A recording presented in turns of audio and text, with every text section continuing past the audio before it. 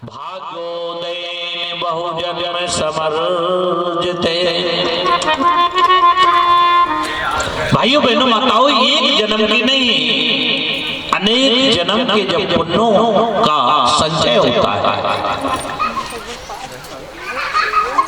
जब जीवन में छोटे छोटे पुण्य जुड़ते जुड़ते बड़े हो जाते हैं, तब हमें श्रीमद् भागवत की कथा सुनने को मिलती है, शिव पुराण की कथा सुनने को मिलती है। अनेक जन्मों के जब पुण्य एकत्रित हो जाते हैं, तब हमें ये शिव पुराण की कथा सुनने को मिलती है।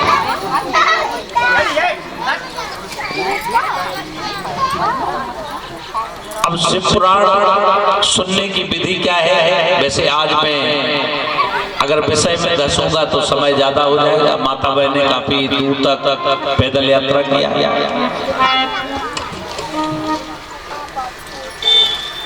तो केवल आज केवल सुनने की विधि पे प्रकाश डालूंगा कि सुनेंगे कैसे, सुनने की विधि क्या है। अगर आप कथा को ध्यान से सुनेंगे और सुनकर के समझेंगे, केवल सुन लिया इससे काम चलने वाला नहीं। यहाँ आए और सुन लिया, सुनकर के क्या करना पड़ेगा?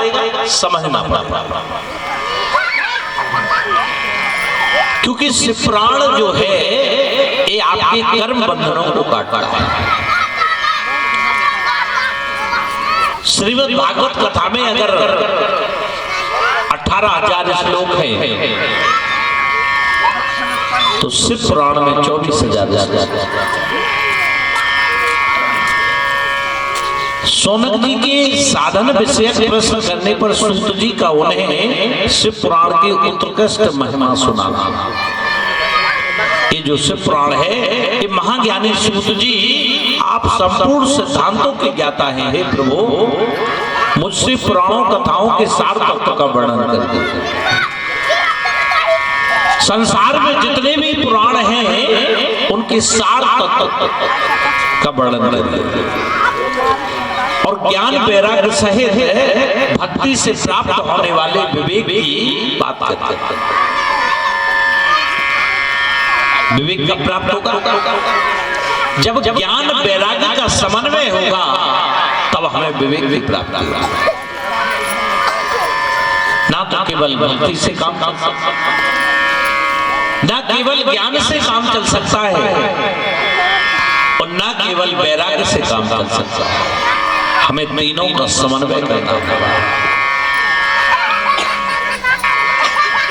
ज्ञान वैराग्य और भक्ति का जहां समन्वय होगा, वहीं पर जहां त्रिवेणी में हम गोता लगाएंगे, तभी इस मानव जीवन का कल्याण होगा। हमें त्रिवेणी में गोता लगाना पड़ेगा। अब अगर हम कहें कि त्रिवेणी, तो अभी जैसे माघ मेला चल रहा है इलाहाबाद,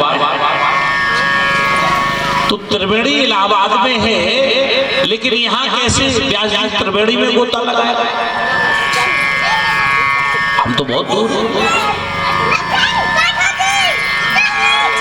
तो जो शिव पुराण है, ये आपके ही अंदर त्रिवेणी में गोता लगाने का विधि बताता है।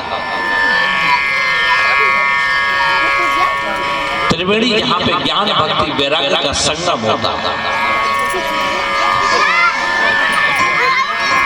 और वहां पर जब ये मानव गोता लगाता है, तब उसके जीवन के क्लेश मिट जाते हैं।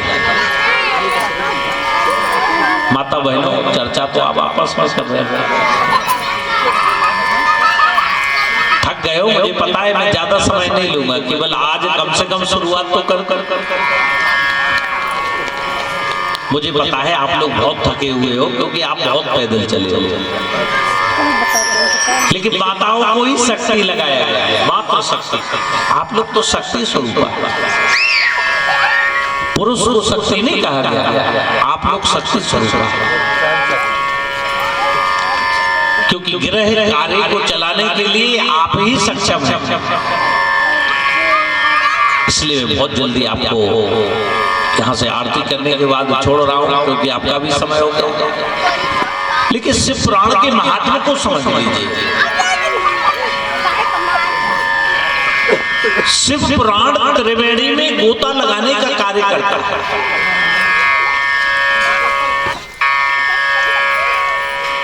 ये जो शिव पुराण है, बड़े भाग्य की बात है कि आप लोगों ने शिव पुराण रखा। मेरे पास जब सूचना गई कि श्रीमद् भागवत पुराण में हम लोग शिव पुराण रखना चाहते हैं, पहली बात तो इसमें 9 दिन 2 दिन और बढ़ के भक्ति का रसवादन मिलेगा और यहाँ पर ज्ञान की धारा 2 दिन और बहेगी। दूसरी बात 9 जो है पूर्णांक है। भगवान राम का जन्म किस तिथि को हुआ? 9। अगर आप देखें, ऐसे भी देखें तो 9 गुण संख्या है। अष्टधा प्रकृति, 5 महाभूत और 3 सतरजतम 3 गुणों से शरीर बना। और इस अष्टधा प्रकृति से जो ऊपर उठ चुका है वो 9वां ही परमात्मा का स्वरूप है, इसलिए 9 पूर्ण संख्या है। तीसरा अगर उदाहरण दें तो 9 संख्या कभी भाज्य नहीं होती है, 9 संख्या कभी कटती नहीं है। और सबसे बड़ी अगर संख्या देखें गिनती में तो कौन सी है? 9। तीसरा भाव ये है कि 9 को अगर आप कितना भी जोड़ते जाएंगे तो 9 ही अंक आएगा, ना कम होगा ना बढ़ ज्यादा होगा। जैसे 9 दूनी 18, 1 और 8। आप गौर से सुन, 9 दूनी 18, 1 और 8 9, 9 3 27, 2 और 7 कितने पे 27 होता है? 2 पे 7 27, 2 और 7 9, 9 चौको 36, 3 और 6 ये 9 की संख्या है, 9 ही आएगी।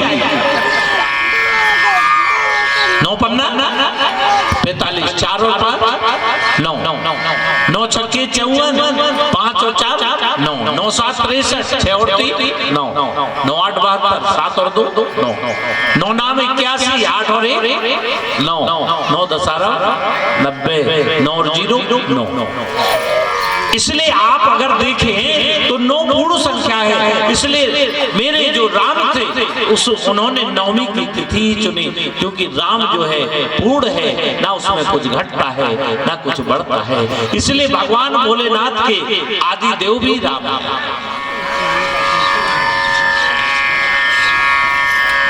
इसलिए 9 दिन की कथा है और आप लोगों को पूर्णता को प्राप्त करना है, इसलिए आपने शिव पुराण रखा। जिन लोगों ने ये कथा रखी उन भाइयों के लिए बहुत बहुत बधाई है, उनके लिए सभी लोग तालियां बजाएं, क्योंकि जननी जने तो भक्त जाता। ध्यान देना, अगर माता ने जन्म दिया है कि जननी जने तो भक्त जन या दाता या सो, नहीं तो जननी बांझ रहे काहे गवावे। अगर माताओं आपने अपने पुत्रों को जन्म दिया है, जननी जने तो भक्त, पहला किसे बनाना है? पहला। अगर आपने अपने कोख से बच्चों को जन्म दिया है तो पहला किसे बनाना? जननी जने तो भक्त। किसे जनना है? भक्त बनाना। ये तो नहीं लिखा कि जननी जने तो डीएम, नहीं लिखा। जननी जने तो मुख्यमंत्री, ये नहीं कहा। क्या कहा? कि जननी जने तो भक्त जन या दाता या सो, नहीं तो जननी बांझ रहे काहे गवावे। माताओं, अगर आपने अपने बालकों को जन्म दिया है तो उन्हें भक्त बनाना। जिस प्रकार आज ये 9 गवाह है, 9 गजा के भाइयों ने मन में संकल्प लिया कि मुझे भक्ति के रस में डुबोना है क्षेत्र को और गांव को। ऐसी भावना जिन लोगों के मन में जागृत हुई, उनके लिए मैं व्यासपीठ से बहुत बहुत बधाई देता हूं। उनके माता पिता भी धन्य हैं जिन्होंने ऐसी संतानों को जन्म दिया जिससे श्री शिव पुराण के माध्यम से हजारों नहीं लाखों लोगों का कल्याण होगा। वही माता धन्य है जिसका पुत्र भक्ति लाया है। वही माता धन्य है जिसका पुत्र सूरवीर है। वही माता धन्य है जिसका पुत्र दानवीर है। तीन के लिए कहा। रामचरितमानस में तो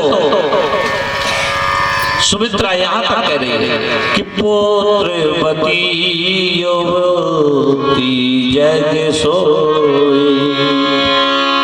पुत्रवती युवती जग सोई, पुत्रवती जग सोई, पुत्रवती युवती जग सोई, पुत्रवती जग सोई, रघुपति भगति जासु सोत होई, रघुपति भगति जासु सोत होई, पुत्रवती युवती जग सोई, पुत्रवती युवती जग सोई, रघुपति भगति जासु सोत होई, रघुपति भगति जासु सोत होई। पुत्रवती युवती जग सोई, रघुपति भगत जासु सोत होई। वही माता धन्य है जिसका पुत्र भगवान भोलेनाथ की भक्ति में लगा है, जिसका पुत्र भगवान राम की भक्ति में लगा है, जिसका पुत्र भगवान कृष्ण की भक्ति में लगा है, वही माता धन्य है। शराबी कबाड़ी को जन्म देने से फायदा क्या है? तुलसीदास जी तो यहां तक लिखते हैं कि नहीं तो बले भर बाद बयानी शब्द लगा दिया। अगर आपके पुत्र भगवान की भक्ति में नहीं लगे हैं तो आपने संसार में केवल जन्म देने का कष्ट उठाया है और कोई फायदा नहीं। इसलिए माताओं बहनों, अपने पुत्रों को भक्ति लाइन से जोड़े। आपको कथाओं में अनेक प्रसंग आएंगे, अनेक ब्राह्मणों के प्रसंग आएंगे, चंचला की सुंदर कथा आएगी, लेकिन मैं कथा में प्रवेश नहीं कर रहा। शिव पुराण जो है कल्याण का साधन है।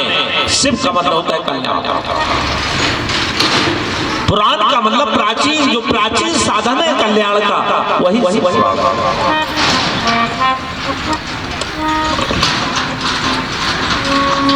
कहने का तात्पर्य जो त्रिवेणी में स्नान करके और हमारे विवेक को जागृत करते, ज्ञान भक्ति वैराग्य, ये तीन धाराएं बहती हैं हमारे अंदर। एक धारा बाहर है जिसके लिए प्रयाग में तीन धाराएं चल रही हैं, गंगा जमुना सरस्वती। एक धारा तुलसीदास जी ने जिसको रामचरितमानस में बताया कि मुद मंगलमय संत समाजो और जो जग जग गम तीरथ राजो। एक धारा प्रयागराज में है। अगर आपको उसमें स्नान करना है तो आपको क्या करना पड़ेगा? टिकट बनवानी पड़ेगी। टिकट लेकर के आपको साधन की आवश्यकता होगी, उसमें जाना पड़ेगा, समय खर्च करना पड़ेगा। वहां जाकर के आपको गोता अगर लगा रहे हो तो सावधानी बरतनी पड़ेगी। अगर अंदर गए तो क्या होगा? अंदर गए तो गए, लेकिन जो शिव पुराण है, कल्याण की धारा है, इसमें अंदर जितने भी चाहे चले जाओ, उसके लिए आपको टिकट करके जाना पड़ेगा। और ये बहती बहती आपके हरिद्वार होते हुए, झांसी होते हुए, और आज आपके 9 गजा गांव में आ गई। इसमें गोता लगाने के लिए सावधानी की आवश्यकता नहीं है। जितना अंदर जाओगे, इसमें गहरे गए तो तर गए, और उसमें गहरे गए तो मर गए। इसलिए दोनों धाराओं का महत्व है, लेकिन उसमें सावधानी की आवश्यकता है, और इसमें सावधानी की कोई आवश्यकता नहीं है। जितना चाहे गोता लगाइए, आनंद के साथ गोता लगाइए, और जितना ज्यादा गोता लगाओगे तो हमारे ऋषि मनीषियों ने, विमलात्माओं ने, धर्मात्माओं ने एक एक श्लोक पर आजीवन गोता लगाते हैं। एक एक शब्द इसे कल्याण का साथ एक एक अक्षर पर आजीवन गोता लगाते रहे, एक एक। इसलिए जीवन समुदाय को शुद्ध दैवी संपत्ति से युक्त बनाने के लिए सर्वश्रेष्ठ उपाय, ये सर्वश्रेष्ठ उपाय। तो एक धारा कहाँ है? इलाहाबाद में। और एक धारा कौन सी बताई? धाराएं 3 है संसार।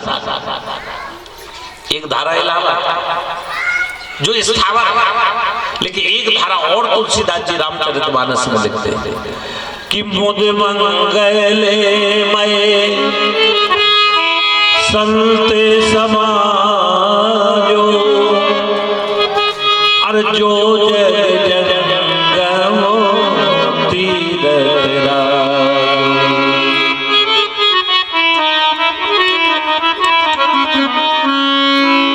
अरे राम भक्ति जहाँ सुर सरि धारा, और सर सहरम में विचार प्रचार।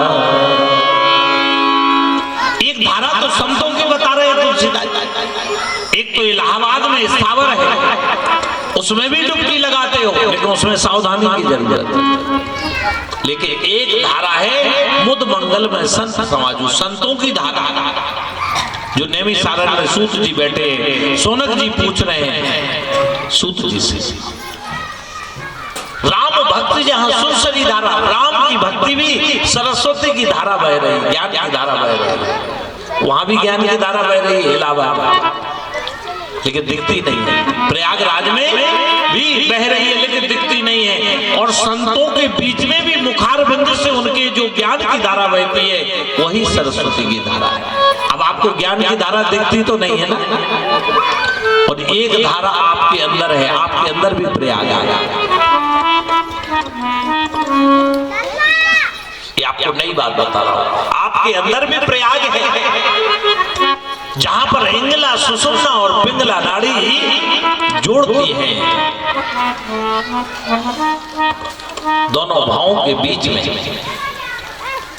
यहां पर भी प्रयाग है। जो इसके अंदर स्नान करता है उसका कल्याण हो जाता है, उसको शिवत्व की प्राप्ति हो जाती है, क्योंकि जो शिवत्व को जाता है उसको यहाँ पर गोता लगाना पड़ेगा।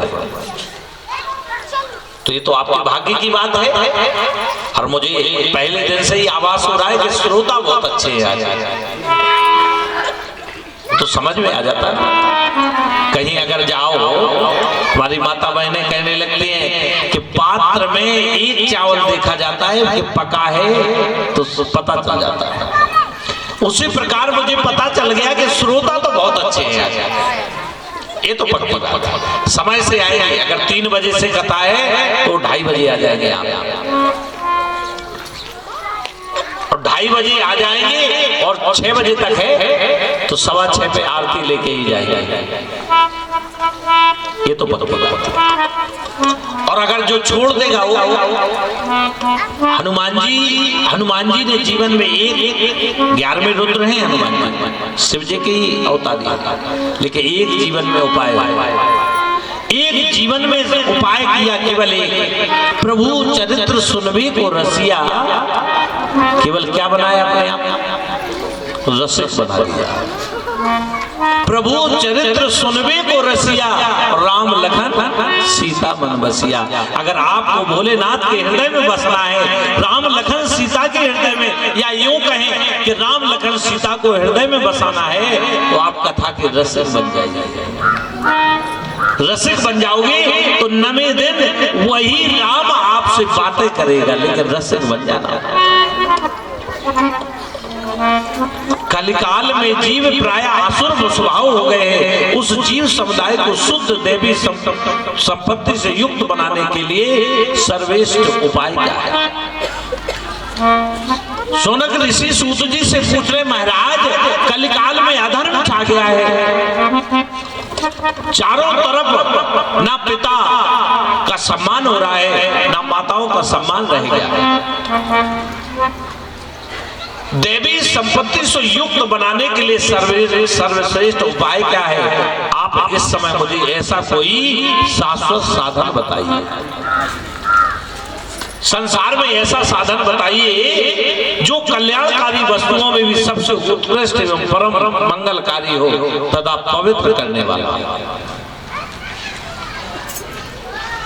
वह साधन हो जिसके अनुष्ठान से शीघ्र ही अंतःकरण की विशेष शुद्धि हो जाए। अच्छा एक बात बताओ, साधन हम संसार के अनेकों करते रहे, अगर हृदय पवित्र नहीं हुआ तो? सोनक जी ऋषि कह रहे, महाराज ऐसा साधन बताइए जिससे अंतर हृदय पवित्र हो जाए, ऐसा साधन। सूत जी कहा, मुनि श्रेष्ठ सोनक जी तुम धन्य हो, क्योंकि तुम्हारे हृदय में पुराण कथा सुनने का विशेष प्रेम है एवं लालसा, इसलिए मैं शुद्ध बुद्धि से विचार करके तुम्हें परम उत्तम शास्त्र का विचार कर तुमसे परम उत्तम शास्त्र का वर्णन करता हूँ। वह संपूर्ण शास्त्रों का सिद्धांत से भक्ति आदि को बढ़ाने वाला तथा भगवान शिव को संतुष्ट करने वाला, भगवान शिव को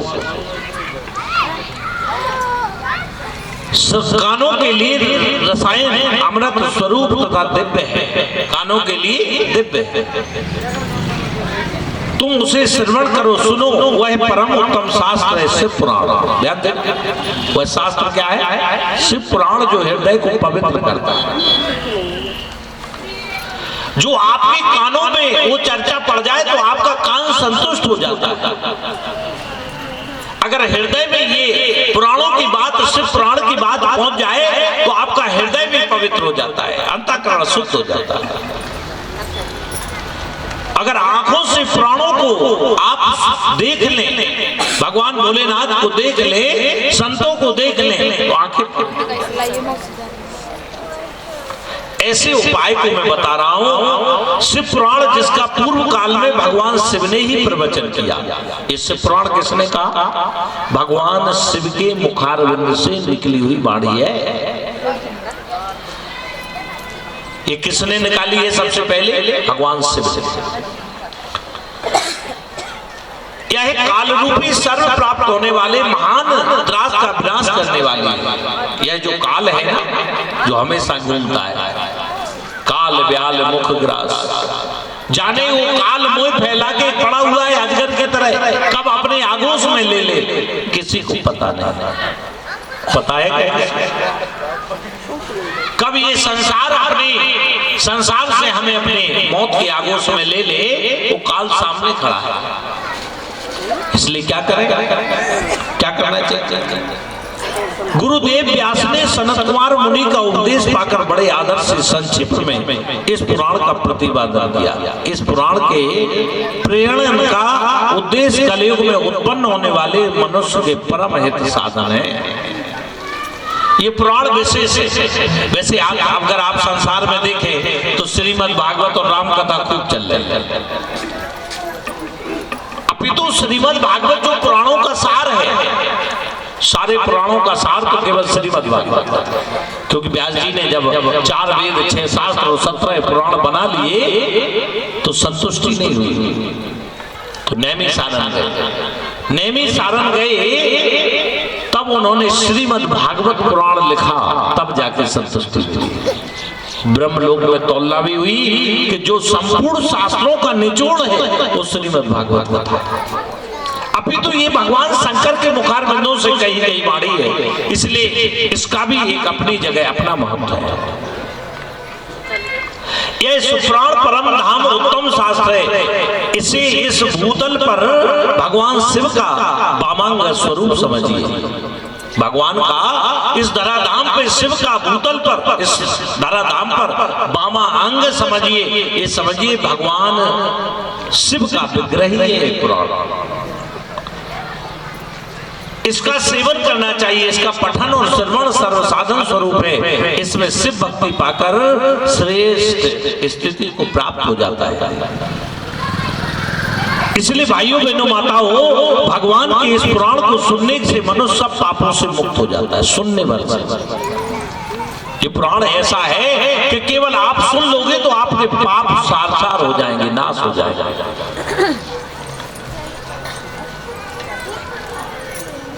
अर्थ धर्म काम मोक्ष चारों पुरुषार्थों को देने वाला है। तदा सदा प्रेम पूर्वक इसका श्रवण करो। इसलिए ध्यान से सुनना, पहले आना बाद में जाना। मैं आज की श्री शिव पुराण के अगर मैं अंदर जाऊंगा तो धंसता जाऊंगा, इसलिए मैं सोच रहा हूं कि संक्षिप्त करके, क्योंकि आपका समय हो गया है, इसलिए कल से विधिवत शिव पुराण चलेगा। इसमें 7 संगताएं हैं। एक संगता एक दिन में सुनाई जाती है और पहला दिन तो कलश यात्रा में जाता है, 9वां दिन पूजन पाठ में जाता है। इसलिए ये 9 दिन का विधान है, लेकिन ये 7 संगताएं आपको 7 दिन में सुनाई जाएंगी।